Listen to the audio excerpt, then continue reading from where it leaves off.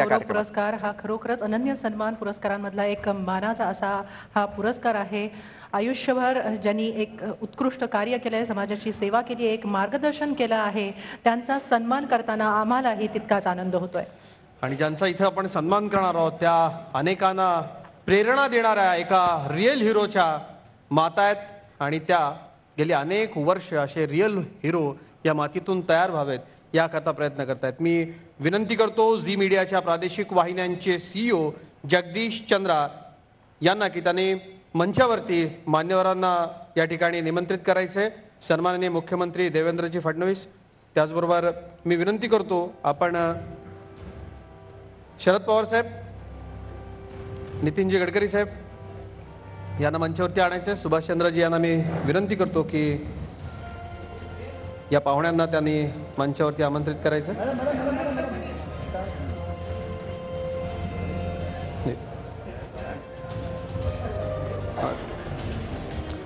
पवार साहेब आपण इकडे सर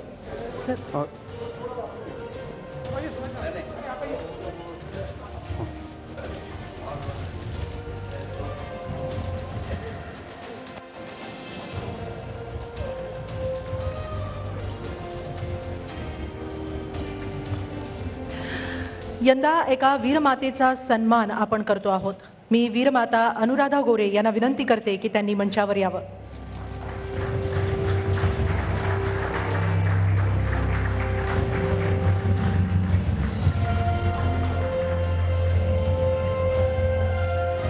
मी डॉक्टर सुभाष चंद्रा यांना विनंती करते की त्यांनी अनुराधा गोरेंचं मंचावर स्वागत करावं।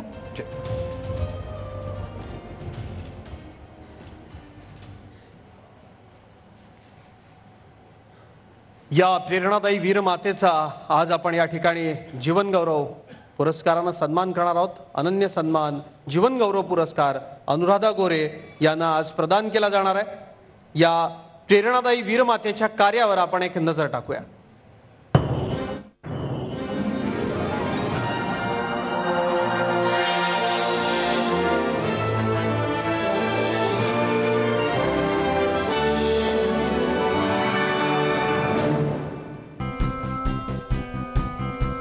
मुंबईतल्या विलेपार्ले भागात राहणाऱ्या अनुराधा गोरेंचं आयुष्य फिरत होतं ते नवरा आणि मुलांभोवती। गोरे दाम्पत्याला 2 मुलं, एक मुलगा आणि एक मुलगी। मुंबईत शिक्षिका असलेल्या अनुराधा गोरेंनी आपल्या मुलांवर लहानपणापासूनच देशसेवा आणि नीतिमूल्यांचे संस्कार केले। जेव्हा त्यांच्या मोठ्या मुलानं विनायकनं लष्करात जाण्याचा निर्धार व्यक्त केला तेव्हा अनुराधा गोरे आनंदून गेल्या। आपल्या गुणवत्तेच्या जोरावर विनायक लष्करात कॅप्टन झाला तो क्षण गोरे कुटुंबासाठी आनंदाचा आणि अभिमानाचा होता। जीवाची बाजी लावत कॅप्टन विनायक गोरे लष्करात देशसेवा करत होता। आपल्या आईनं दिलेले नीतिमत्तेचे धडे कॅप्टन विनायकला देशसेवा करताना मार्गदर्शक ठरत होते। तुम्ही मला प्रामाणिकपणा, नीतिमत्ता आणि मानवतेच्या विचारांची मोठी शिदोरी दिली अशा भावना कॅप्टन विनायक आई वडिलांना लिहिलेल्या पत्रात व्यक्त करत असे। शत्रूशी लढताना कॅप्टन विनायक सदैव पुढे असे। त्याही दिवशी असंच झालं। तो दिवस होता 26 सप्टेंबर 1995। दहशतवाद्यांना नेस्तनाबूद करण्यासाठी लष्करानं ऑपरेशन रक्षक ही खास मोहीम सुरू केली होती। कुपवाडा सीमेवर धुमश्चक्री सुरू होती, जणू युद्धच पेटलं होतं। याच ऑपरेशन रक्षक दरम्यान कॅप्टन विनायक दहशतवाद्यांशी लढताना शहीद झाले।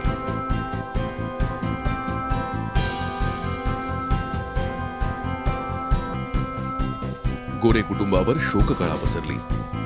या वीरमातेला मुलगा गेल्याचं दुःख तर होतच, पण आपला मुलगा देशासाठी लढताना गेला याचा अभिमान सुद्धा होता। कॅप्टन विनायक गोरे अमर रहेच्या घोषात शहीद विनायक यांना अखेरचा निरोप देण्यात आला। शहीद विनायक गोरेंच्या पराक्रमानं सगळेच भारावून गेले होते। भारत मातेच्या आणखी एका सुपुत्राला देशाचं रक्षण करताना हौतात्म्य प्राप्त झालं। आपल्या पराक्रमी मुलाला निरोप देताना या वीरमातेनं एक शपथ घेतली। तुझं बलिदान मी व्यर्थ जाऊ देणार नाही हीच ती शपथ। तुला वीरमरण आलं तर डोळ्यात अश्रू येऊ देणार नाही असं वचन या वीरमातेनं मुलाला दिलं होतं। त्यामुळे डोळ्यातले अश्रू आवरत ही वीरमाता बाहेर पडली। तरुण पिढीशी संवाद साधत वीरांच्या पराक्रमाच्या कहाण्या ती सांगू लागली. या वीरमातेचा एकच ध्यास होता, देशभक्तीची ज्योत सतत तेवत ठेवण्याचा. त्यासाठी त्यांनी समाजाशी संवाद साधण्याचं जणू व्रतच घेतलं. वाणीबरोबरच या वीरमातेनं लेखणीही परजली. वीरांच्या कहाण्या सांगणारी त्यांची एका पाठोपाठ एक पुस्तकं येत गेली. आपले जाबाज सैनिक कसे लढतायत याचं वीरश्रीयुक्त वर्णन त्यांनी आपल्या पुस्तकांमधून केलं. त्यासाठी संशोधन केलं, ठिकठिकाणी प्रवास केला, लष्करातल्या ज्येष्ठ अधिकाऱ्यांच्या माहिती मिळवली. मग साकारली ही ग्रंथ संपदा. प्रत्येक ग्रंथ म्हणजे देशप्रेमानं भारलेली एक प्रेरणादायी गाथाच. देशभक्तीची ज्योत पेटवणं, सैनिकांच्या त्यागाबद्दल आणि त्यांच्या पराक्रमाबद्दल जनतेमध्ये जागृती आणणं, सर्वसामान्य नागरिकांना आपल्या संरक्षण दलांबद्दल माहिती देणं, शहीदांच्या कुटुंबियांशी संवाद साधणं, त्यांना धीर देणं, हेच आता या वीरमातेचं जीवन ध्येय बनलंय. वीरमाता अनुराधा गोरे आता फक्त शहीद विनायक गोरेंच्याच आई नाहीत, तर देशासाठी लढणारे सगळेच सैनिक त्यांना आपली मुलं वाटतात. देशप्रेमानं भारलेल्या या मातेचा अनन्य सन्मान, जीवन गौरव देऊन सन्मान करताना आमची भावना आहे ती विनम्रतेची. देश सुरक्षित राहतो कारण त्यामागे असतो अशा वीरमातांचा त्याग आणि संस्कार. अतिशय नम्रपणे आम्ही या वीरमातेच्या कार्याचा सन्मान करत आहोत. अनन्य सन्मान, जीवन गौरवच्या रूपानं.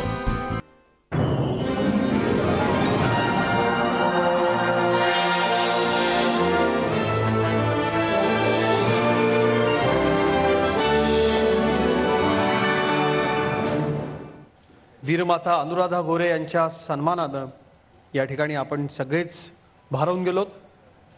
त्यांना मानपत्र प्रदान करताना या ठिकाणी आम्हाला विशेष आनंद होतो आहे.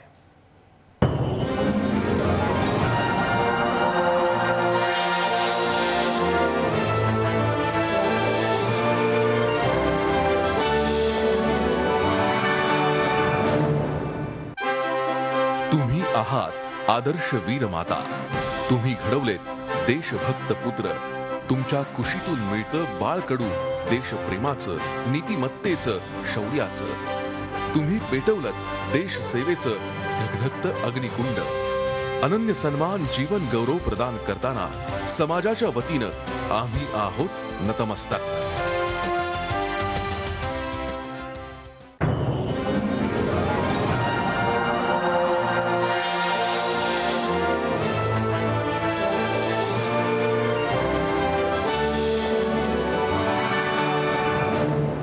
मी माननीय शरद पवार यांना विनंती करते की त्यांनी अनुराधा गोरे यांना शाल आणि पुष्पगुच्छ प्रदान करावा.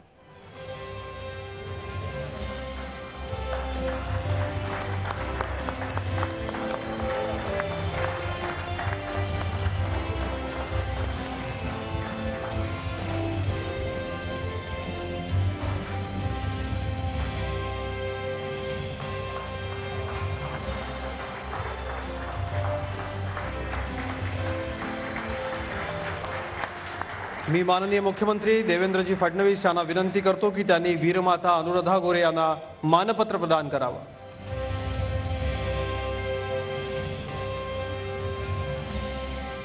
माननीय मुख्यमंत्री महोदयांना विनंती आहे त्यांनी वीरमाता अनुराधा गोरे यांना मानपत्र प्रदान करावं.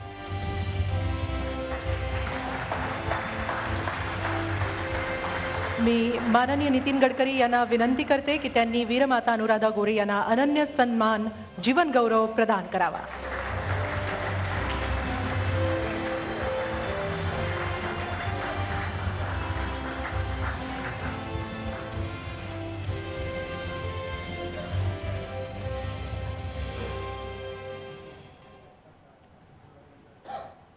आपल्या सर्वांचे आभार. यानंतर मी अनुराधा गोरे यांना विनंती करतो की त्यांनी कृपया आपलं मनोगत व्यक्त करावं.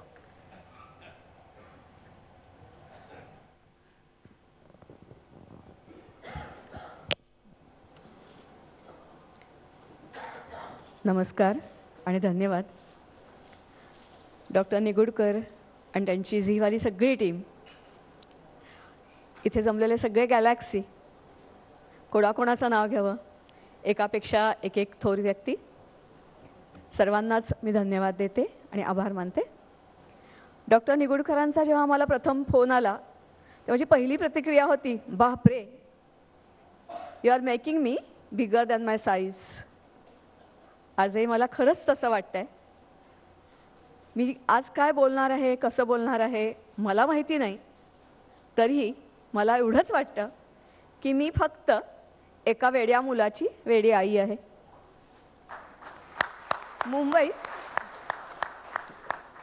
मुंबईत अनेक संधी उपलब्ध असताना त्यांनी अंगावर वर्दी घालणं पसंत केलं. ज्यावेळेला पंजाब आणि काश्मीर जळत होतं 1990 to 95, हा तो काळ होता. हजरतबल, चरारे शरीफ यासारख्या घटना घडत होत्या. त्याही वेळेला he was enjoying the risk,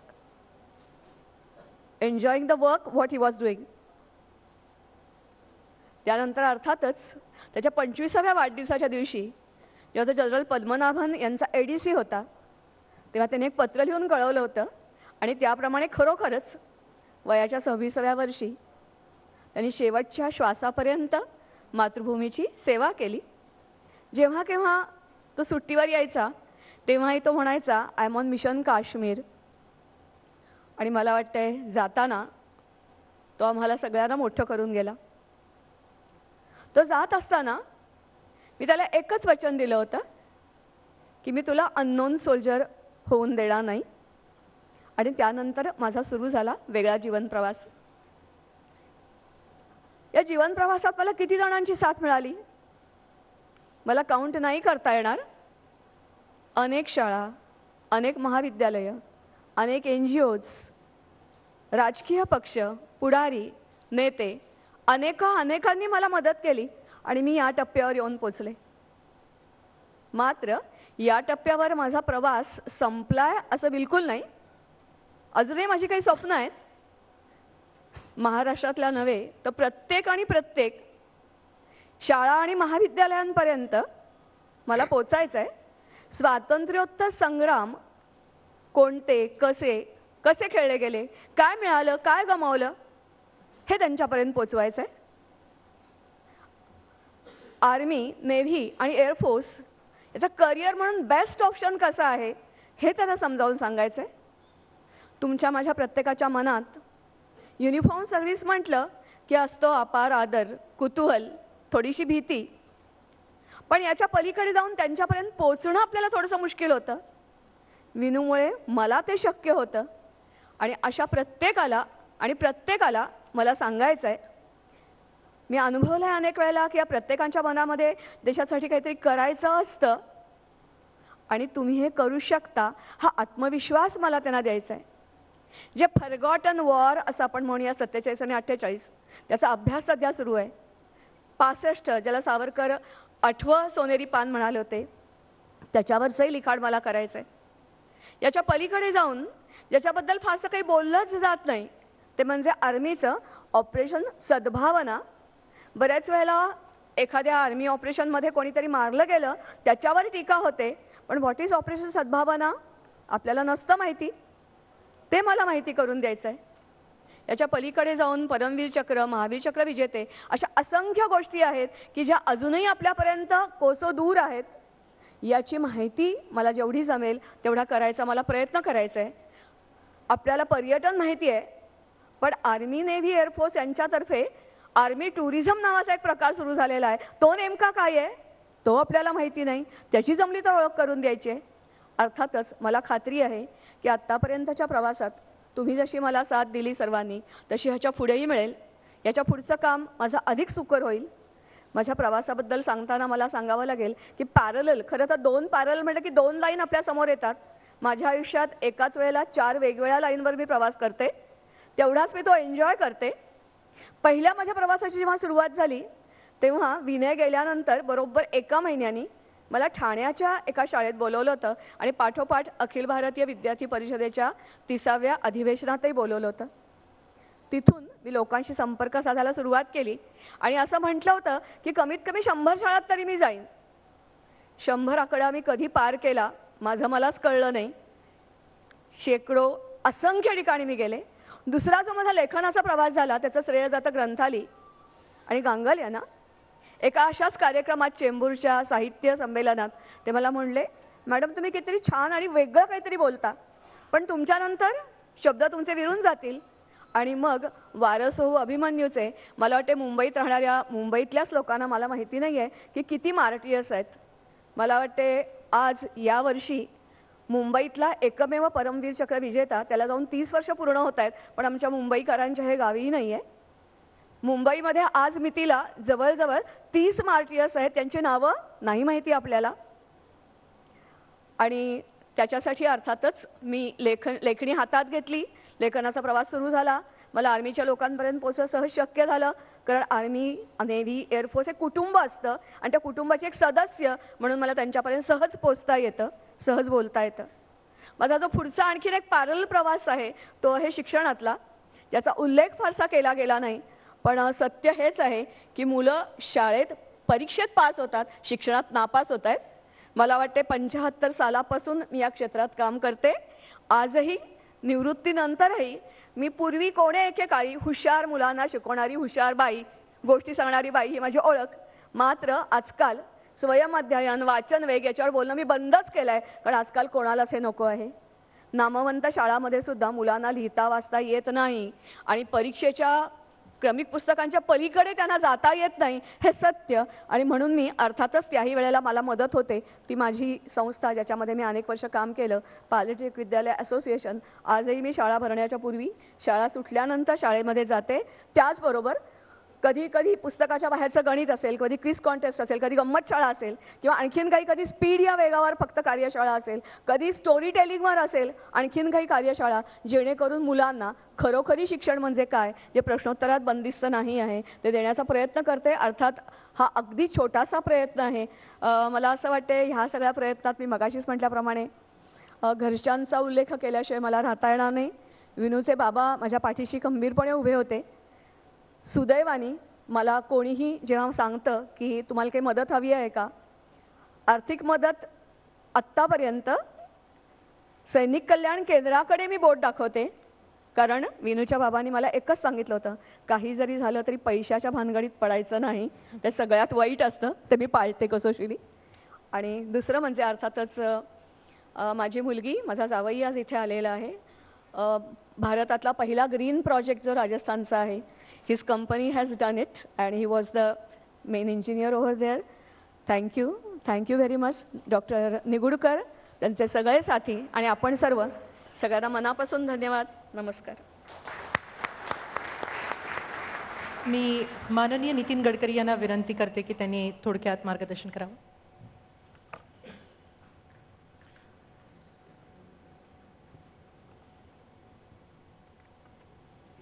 आदरणीय व्यासपीठ आणि उपस्थित बंधूंनो आणि भगिनींनो, असं म्हटलं जातं की आपला देश हा नररत्नांची खाण आहे, पण काही ज्ञात असतात आणि काही अज्ञात असतात. जीवनामध्ये असा वेगळा अनुभव असतो की ज्यांना आपण मोठं म्हणून बघत असतो त्यांच्या जवळ गेल्यानंतर अनुभवातून लक्षात येते की ते खूप लहान आहेत, आणि ज्यांना आपण अज्ञात आहेत, कधी आपण त्यांना लहान समजत असतो, त्यांच्या आयुष्याकडे आणि त्यांच्या अनुभवातून लक्षात येते की ते खूप मोठी आहेत. झी मराठीने, उदयने मिळून खरोखर अशी नररत्न जी आहेत, जी अज्ञात आहेत, त्यांच्यावर प्रकाश टाकून त्यांचा यथोचित गौरव केला.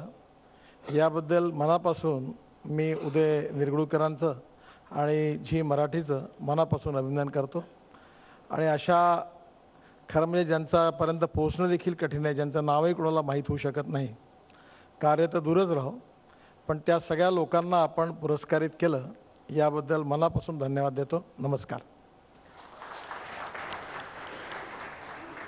धन्यवाद नितीनजी. यानंतर मी माननीय शरद पवार यांना विनंती करतो की त्यांनी आपलं मनोगत या ठिकाणी व्यक्त करावं.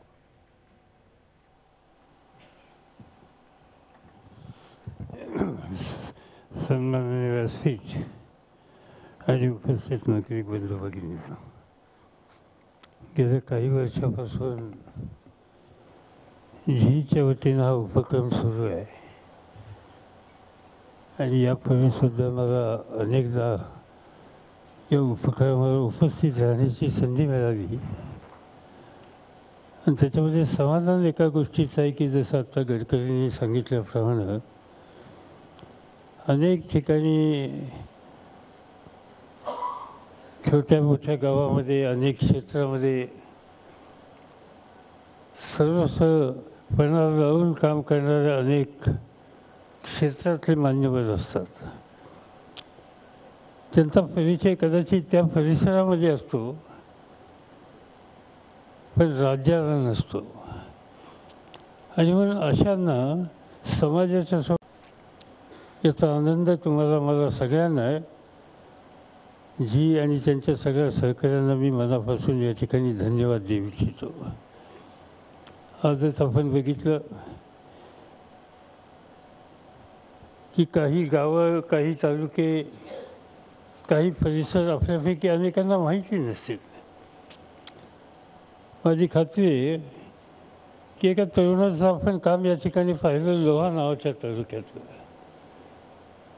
इथं जमलेल्या सुद्धा बहुसंख्य लोकांना लोहा नावाचा तालुका हे महाराष्ट्रात कदाचित माहीत नसेल. नांदूर, खंडेश्वर, अमरावती जिल्ह्यातला एक तालुका आणि त्या तालुक्यामध्ये उपेक्षित समाजातल्या मुलांच्यासाठी काम करणारा भोसले नावाचा कार्यकर्ता, त्याचं काम आपण या ठिकाणी पाहिलं. अशी कामं करणारे लोक हे फारसं कधी परिचित नसतात. त्यांना समाजाच्या समोर आणण्याचं मोलाचं काम झीच्या वतीने केलं. आत्ताचा जो शेवटचा पुरस्कार या ठिकाणी दिला त्या एका वीर मातेला दिला. स्वतःचा पुत्र देशाच्या संरक्षणासाठी शहीद केला गेला. पण ते दुःख हृदयावर धोंडा ठेवून विसरून नव्या पिढीच्यासाठी काहीतरी आपण काम केलं पाहिजे हे सूत्र मनामध्ये ठेवून ते सातत्यानं प्रयत्न करतायत आणि आपल्या सगळ्यांच्या समोर एक आदर्श त्यांनी ठेवला. सैनिक, वेगवेगळ्या क्षेत्रामध्ये काम करणारे सैनिक आपण बघतो अनेक वेळेला की कठीण परिस्थितीमध्ये ते काम करतात. सियाचीनसारख्या ठिकाणी गेल्याच्या नंतर -20 टेम्परेचरला बर्फाच्या लादीमध्ये राहावं लागतं. त्या ठिकाणी चेंजसुद्धा असत नाही आणि त्या बर्फाच्या लादीमध्ये राहून या देशाची सीमेचं संरक्षण करण्याच्या संबंधीचं काम करणारा हा जवान किंवा हा आमचा लष्करातला अधिकारी याच्यासमोर समाजाने एका दृष्टीने नतमस्तक झालं पाहिजे. या सगळ्या वर्गाचा सन्मान करण्याची भूमिका समाजामध्ये प्रस्तुत झाली पाहिजे. मला आनंद आहे या वीर मातेचा या ठिकाणी आपण सन्मान केला आणि या क्षेत्रामध्ये काम करणाऱ्या लोकांच्या संबंधीची आपल्या मनातली अतिवास्था या माध्यमातून आपण व्यक्त केली. मी जी आणि त्यांच्या सगळ्या समोरच्या सगळ्या टीमचं मनपूर्वक अभिनंदन करतो. कारण नेमकं वेगवेगळ्या क्षेत्रातली माणसं हुडकून कर्तृत्वांना आपण समाजासमोर आणण्याचं काम करतात. याचा लाभ हा अशा पद्धतीनं काम करण्याच्यासाठी एक प्रेरणा देण्याचं कामच तुमच्या माध्यमातून होतं आहे. त्याबद्दल तुमचं मनपूर्वक अभिनंदन. नमस्कार. धन्यवाद पवारसाहेब. सर्व मान्यवरांचे आभार आणि सर्व मान्यवरांना विनंती आहे की त्यांनी मंचावरच थांबावं. अनुराधाजी आपले धन्यवाद. झी 24 तास रहा एक पाऊल पुढे.